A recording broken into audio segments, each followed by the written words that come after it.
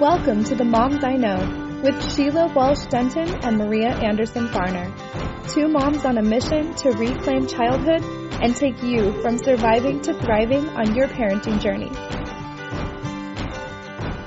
The Moms I Know is your go-to source for motivation, inspiration, and resources, and real conversation about motherhood and parenting with intention. Thank you for being a part of our community. We hope you enjoyed this episode. Space provides the possibility to connect, by Jaimen McMillan. And this quote reminded me of today being with you over this medium. Well, welcome. Thank you. Welcome to The Moms I Know, Heather Lanier. We're happy to have you here with us. Normally, I would be with whoever we are all talking with in person. And due to the fact that we're all in our homes at the moment, I'm in my home and not with those people, and learning to look at the space that I have immediately around me as what is sustaining for me every day, and then also looking at this bigger space of the world of whatever this is called, Zooming and internet connection, also as space, and how people are connecting in increasingly constant ways through that medium. And I know that this is a new medium and that we are just grateful for you taking the time, coming to us from Big Sur, California, to talk to us about spatial dynamics today. And Heather, you are a dear friend of mine as well as a mentor in spatial dynamics. And spatial dynamics is something that I have been doing for over the past 20 years. So I wanted to start with asking you a little bit about your background. I know that you are a mother of 2 children and also have been assisting with spatial dynamics now for several decades. But I'd love for you to tell us a little bit about how you got into this movement paradigm. I did get into it early in life and before having children. While I was in a teacher training program for Waldorf education, I went to a conference on movement and met Jaimen McMillan, who is the founder and director of Spatial Dynamics. And in that meeting where I took a workshop with him, it, for me, resonated deeply as a form of movement that was purely movement without affect. And the reason that that was important to me was that I had been a dancer. I am a dancer. I've always been a dancer, but I had been a dancer training with some of the icons of modern dance. And my experience in that form was that whoever the creator was of that particular form of modern dance, the people who studied with that creator took on the affects, these little personality traits of that dancer who created the form, and looked a bit like cookie cutters of that form. And for me, it was always a bit too much drama and not enough of what I knew was just pure movement. But I couldn't find it in the dance world as easily as I had hoped.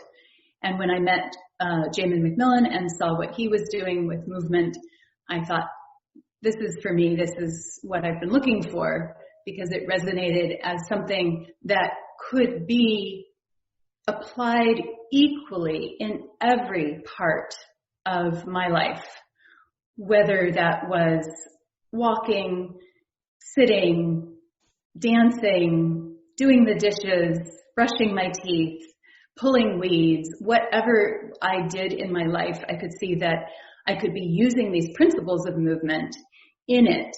And it wasn't like an overlay of a particular stylistic movement. So it resonated for me, and I started to study and continue to study and will for the rest of my life. And it's been 30-something years since I've been both studying and then also teaching and sharing it as one of the spatial dynamics trainers in the world. Thank you for sharing that background. Now, I didn't even realize that in terms of the dancer connection. And so I really appreciate hearing your articulation of that, this movement without affect. And I think that's something that I was also drawn to, and the fact that it can be utilized in every aspect of our lives. Can you tell us a little bit about, what spatial dynamics is in a nutshell? I mean, I know that's very, very difficult, but just this kind of overview. So spatial dynamics is a body of movement practices, movement discipline that has been developed over the past nearly 35 years right now, 40 years. And it contains within it different exercises, hands-on therapeutic techniques, activities that can be shared in groups of people, activities specifically created for children and those created for adults. And so it can be used in many different settings, many different professions, many different all age groups from the very beginning through the very end of life. And I'd like to start by saying that what it includes that some other movement disciplines don't include is that the space that we as an individual human being fill or embody is not only the physical space that is encased within our skin. It is that space, and it is also the space around our body. And we are beings who can be wherever our attention is. So I'm finding that right now. There's moments when I lose the fact that I've got a computer screen in front of me and not Maria and Sheila. There's moments when I lose that and I'm suddenly just feeling that I'm with you. And I think we all have probably had that experience with a telephone, and I'm going back to the telephone because it's where I'm most familiar and most comfortable, where at a moment you can go from having one experience in your home, the phone rings, it's a dear friend that you haven't spoken to in months or years, and immediately you are with them. And completely almost lose track of where you are in the space literally that your physical body is in, and you are so much more with that person than you are in a particular physical space. I think everyone's had that experience, and spatial dynamics basically teaches us how to be present throughout our entire physical body and in any different proportional space around it that is needed at the time. So right now, I need to be present with you through this computer screen. So if I was only aware of my body and sitting in this room, I would feel stilted. When I can both be aware of the fact that I'm sitting in a room and I'm communicating with you, then I can start to feel that I'm communicating and there's a flow in my ability to speak. So we all have those probably experiences in life, and spatial dynamics basically says space isn't empty, space is not a void, space can be filled with our presence, and we can choose how and where we fill that space. And spatial dynamics as a discipline teaches ways of both filling the space of our physical bodies and the space around our physical body that has a proportion of harmony that brings a sense of well-being to our emotional life, our physical life, and our interpersonal relationships. So this is truly a paradigm for the future. I just, with what we're dealing with right now, and it has been so meaningful, even over these past few decades, And having experienced this myself, I'm resonating so deeply with what you're saying. I'm also aware of the areas where I needed to unlearn and relearn how to inhabit my body and my space. And so I thank you so much for that incredible description. I'd love for us to take this now into kind of the realm of working with educators and children, because, you know, for me, as I took the training in my 40s, it was kind of remediating decades of either improper movement or kind of trauma in movement or different things that I had been told or taught that I had to unlearn. So I know a lot of educators, a lot of movement educators are taking the spatial dynamics training and then working with children. So if we can steer this into a little bit of how important healthy physical development is for very young children and then children as they grow.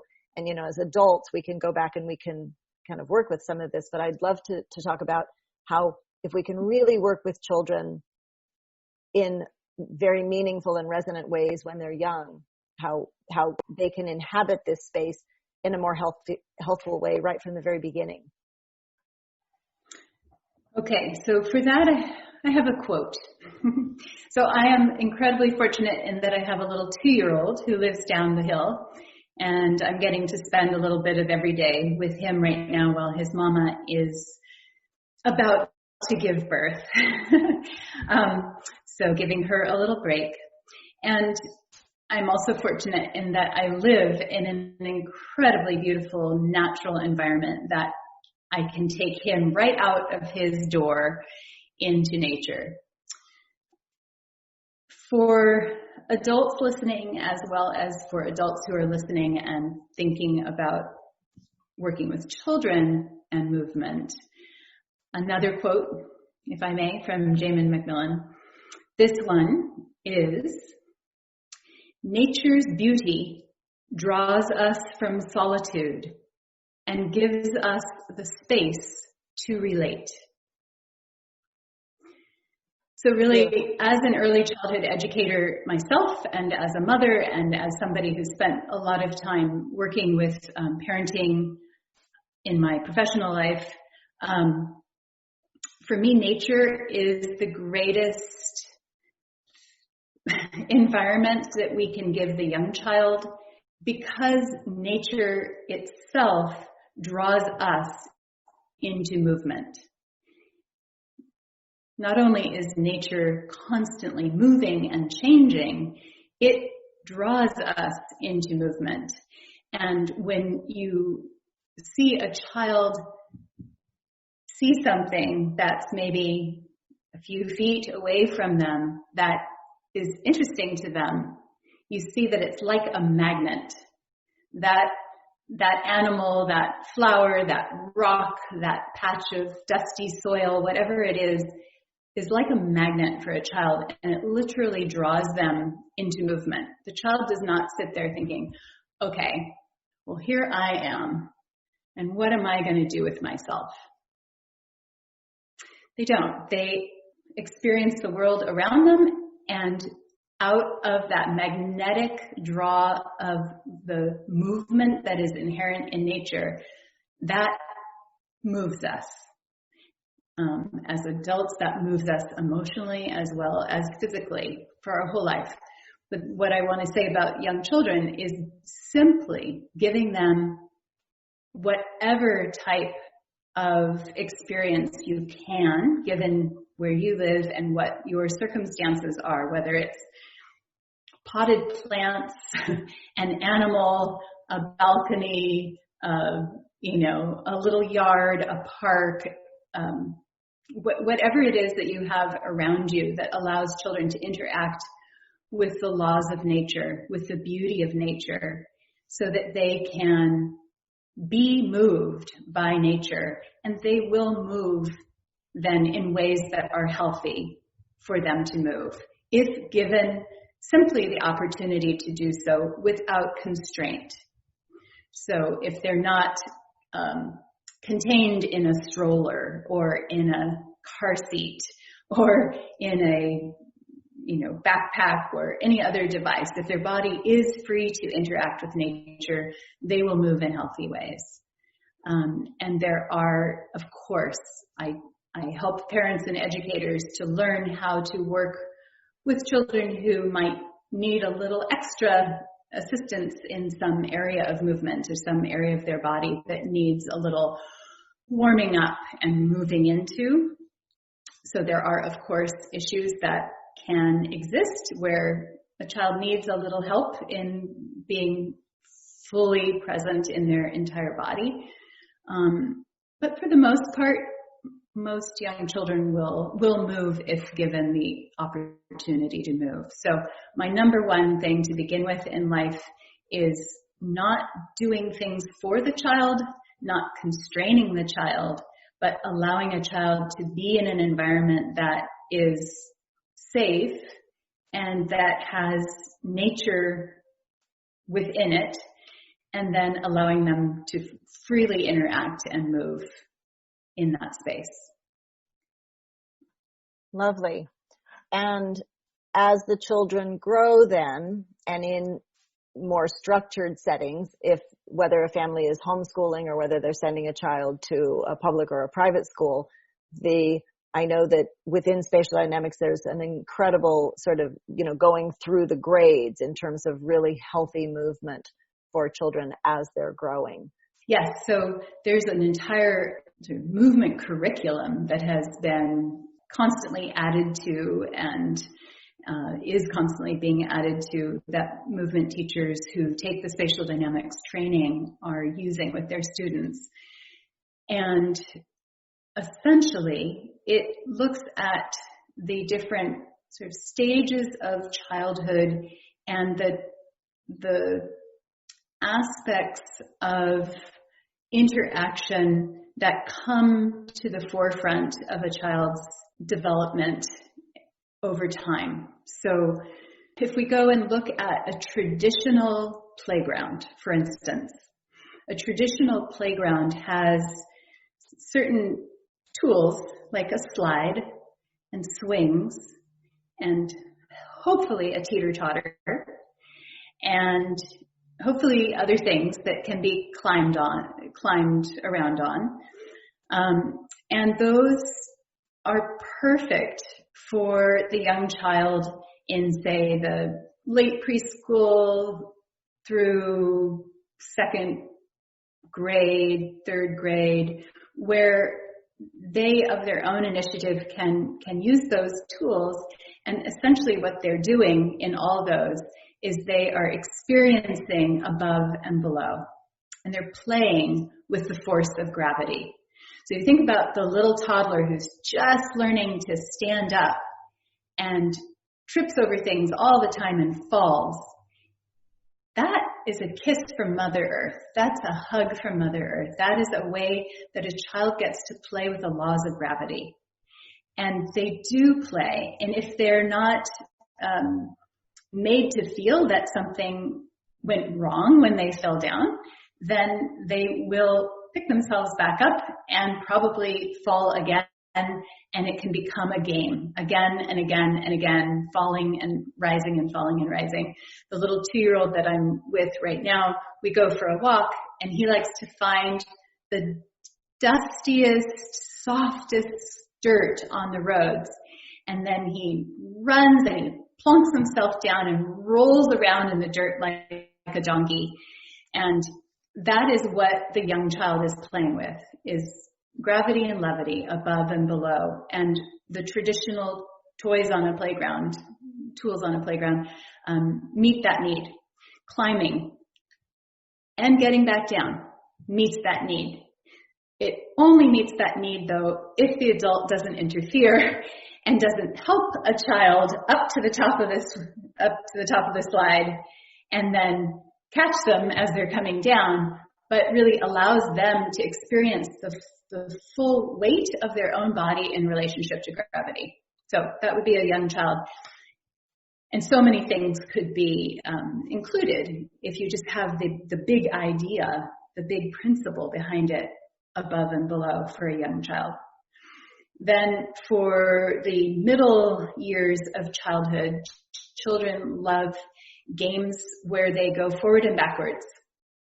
So one of the classics would be Mother May I, or Red Rover, things that you have a line with your friends and there's another line and you have to make it across or turn around and come back. And that going forward and backward, there are so many childhood games that are built on that principle again. And if you don't have a group of children that you're playing with, there's all kinds of like tag games and relay games going backwards and forwards that can be played even if it's one child just doing it on their own. So that would be the middle stage, big picture, big idea would be things that have to do with forwards and backwards.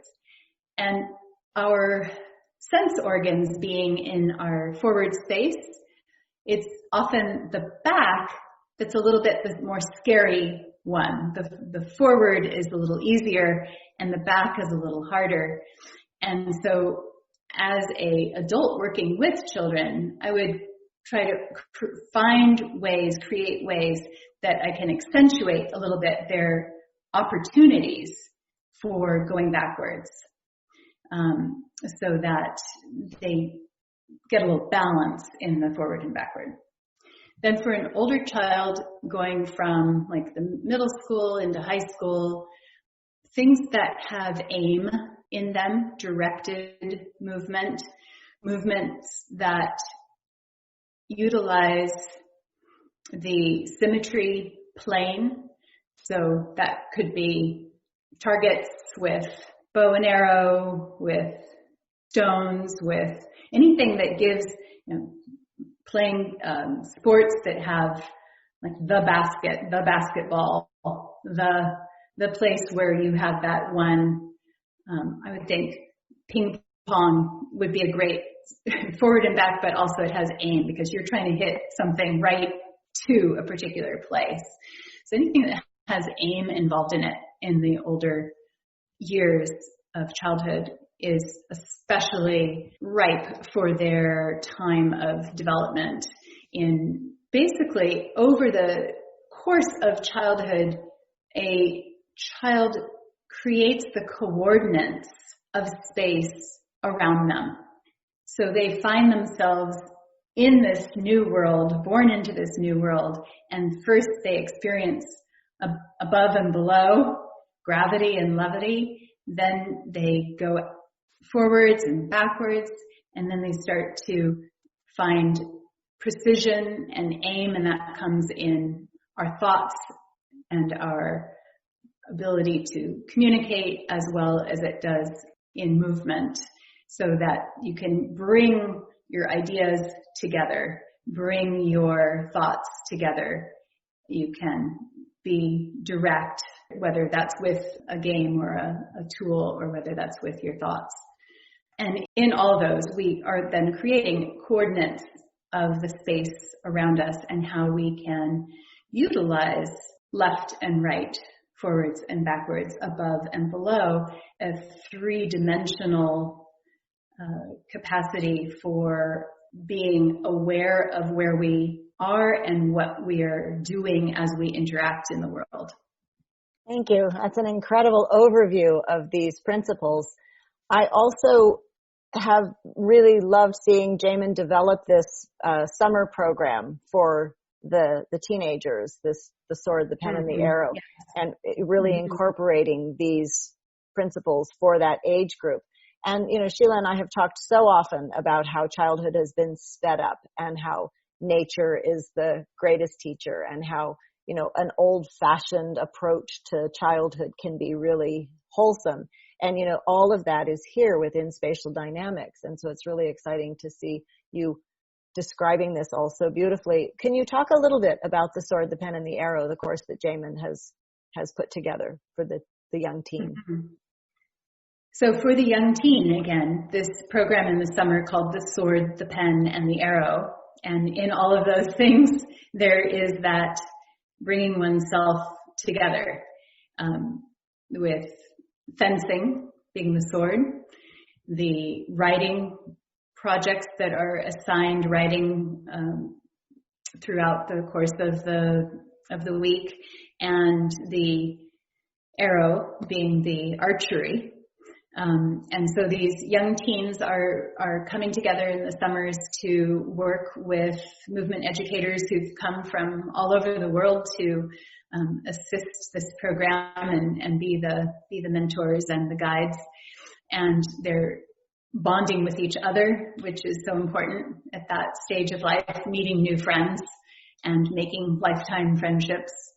And then they are, throughout each day, starting with whatever their skills are and building on those, taking the next step into their capacity for bringing themselves together in their thinking and in their ability to articulate their thinking and in their ability to master their bodies and the space around their bodies through the fencing and the archery.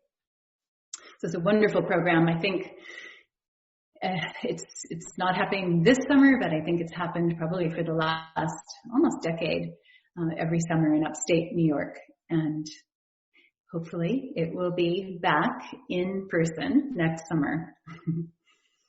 One of the other things that I experienced so vividly through the Spatial Dynamics training is the joy of movement and the fun of being together in this group of adults. And, you know, when I did the training, there were, I think the youngest was maybe 18 or 19, and the oldest participant was in their late 70s, and I was in the middle there. And yet everything that we did, every conversation that we had, every activity and sport and movement was infused with joy and just the sheer joy of moving. And I really, it's hard to explain to people, but my daughter, several years ago, we started to do the training together. And one of the things that she expressed was that when I would come back from the Spatial Dynamics training, she could see the difference in me, in my movement, in my level of fulfillment and joy.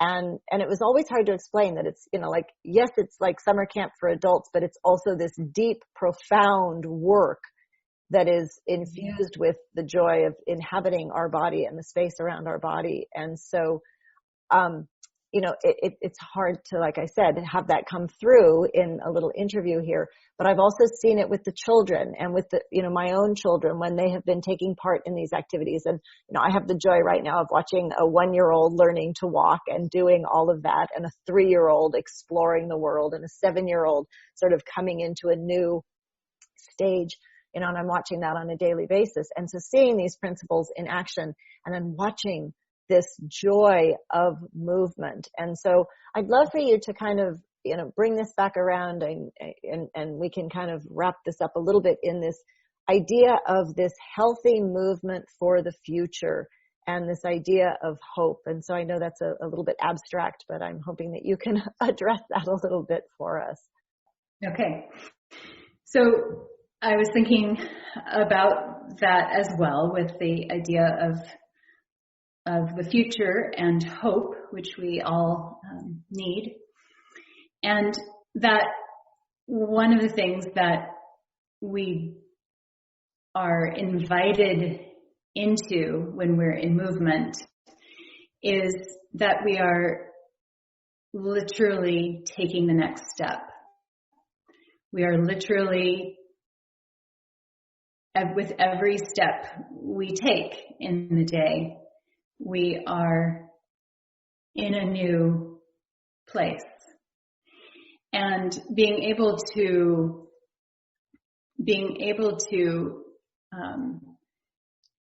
connect once again, as young children do, by being drawn into the environment around us, being inspired, being drawn by the beauty of something, of anything, really.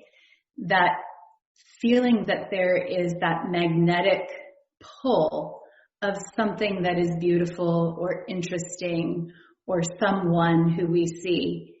And that in itself, bringing us into movement and into connection, is for me what hope is. If we are connected, then for me then there is hope. If we isolate ourselves, then the part of us that is as huge as one could imagine, we are not in touch with. And then we feel a lack of hope or a depression. Going with that idea of being drawn by the magnet, Heather, is there something that you could share with our listeners that they could use in their daily life? Yes. So on a really concrete level, to take those big concepts of that everything around us can draw us into movement, like the feeling that we get when we are seeing somebody that we love, maybe our child or someone else who comes into a room that we love, and we are drawn to go up to them and give them a hug. And we say that in our language, that we go up to them. However, it's them being like a magnet that draws our body into movement. And the result is we are standing next to them. So how can we do that with an everyday object that everyone interacts with as a way to practice this relationship with the world of being drawn into motion? Everyone, every day, drinks a glass of water or tea. In fact, there is so much tea being drunk right now. There's a shortage of tea. We're going to take as a practice your teacup.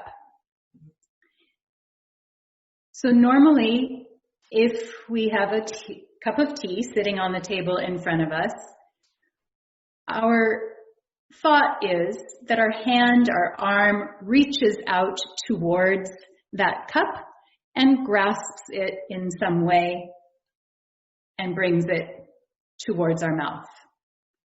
So I would say, I am here, and I am A, and the teacup is on the table, and that is B. And A goes to B, and then brings B back to A. Let's turn that completely around and practice the idea of a magnet. So what if the teacup is a big magnet, and the teacup draws literally the little magnets that are on your palm and fingertips towards it? So starting with the teacup like a big magnet, let your hand be drawn towards it. And then grasp it, and then bring it to yourself to drink. Go back and forth a couple of times, reaching A to B, my hand to the teacup, or B, the magnet of the teacup, drawing with that suction that magnets have, my hand towards it until my hand grasps it. And if you go back and forth playing with both ways of doing it, you might notice something changes between those two. When I and I'll just speak for my own experience right now. When I do that, when I reach my hand out to the cup, I am mostly aware of my hand and my arm. When I allow the cup to be magnetic and the cup draws my hand towards it and I grasp and my hand wraps around the cup, I notice the cup far more than I notice my hand. And what's even more special is I notice the connection between the surface of the cup and the surface of my hand. So I notice that something new is created, which is a third thing. It's not just the feeling of my hand. It's not just the feeling of the cup. But there's a third thing, and that's the experience of experiencing the place where the cup and my hand connect. So that's a little experiment for listeners to try. See what happens, and bon appetit.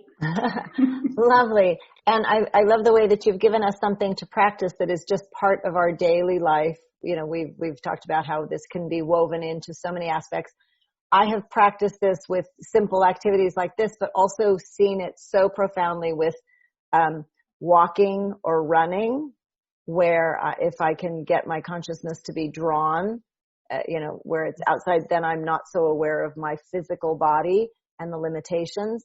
Also with playing with balls, with children, that's a wonderful way to really look at it that way. And so I think, and then of course going on into more complex movement, we can take it to greater, depth and breadth. But I love the way that you've taken this example of just something that we're doing on a daily basis, and that we can bring our awareness to this being drawn in. And, spatial dynamics is such a wide-ranging modality, and I love the fact that it applies to every aspect of our life. And so thank you for that. One of the things that I can appreciate and can think of that as sort of wrapping this up too is imagine watching a sunset. And when you are able to watch the sun go down the end of the day, see the beautiful colors that are created in the sky, that feeling of hugeness, that awe of the immensity of space that you can see in the sky as it turns colors and as the sun sets, that is us when we choose to be drawn by it. That is as much a reality and as fully us as my feeling of sitting here right now and having a physical place that I'm sitting. And then our work is to constantly keep the two connected. And so with every step that we take, we can be feeling that draw and be connecting with ourselves and with those around us and with those who aren't so close to us that we connect with in mediums like this. And I think that is really the work, especially in a time right now when people have been asked to stay home, work from home, live at home, school their children at home. It can feel as if the doors are all closed and there's not a way to as easily connect with others. And we can remember that in our daily life, if we are constantly aware that other people, other things in our life that need us, whether it's the dishes or whether it's the plants to water or an animal to take care of or a person to take care of, all those things are the energy that draws us into movement. They are the magnet that draws us into movement. And if we keep moving, then we have hope. Well, thank you so much for connecting with us here today with that message and with this information about healthy movement and the way in which we can go forth. And I know that this is a little moment in time, and yet we can really use this as the catalyst for the future. So Heather, thank you so very much. Is there anything else that you wanted to add before we wrap this up? So this is a quote to follow on a bit from what I just was trying to articulate. Again, it's a quote from the book Still Moving by Jaimen McMillan. Nothing stands in isolation. There is no separation, only space in between. That's the quote. So thank you for inviting me to join you. And I hope that there's resonance for other people and that all of us remember that it's one step at a time and taking every moment as full in and of itself, and that the next step is always waiting for us.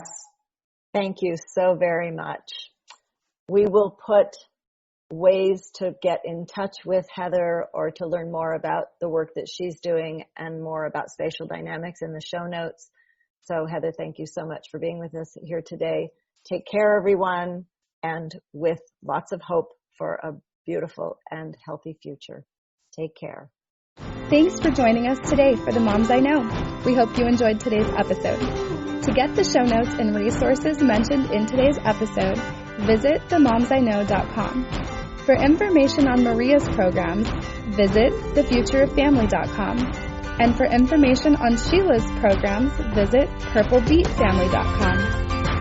Don't forget to subscribe and rate us on iTunes and follow us on Instagram at The Moms I Know Podcast. Until next time, have a joyful family journey.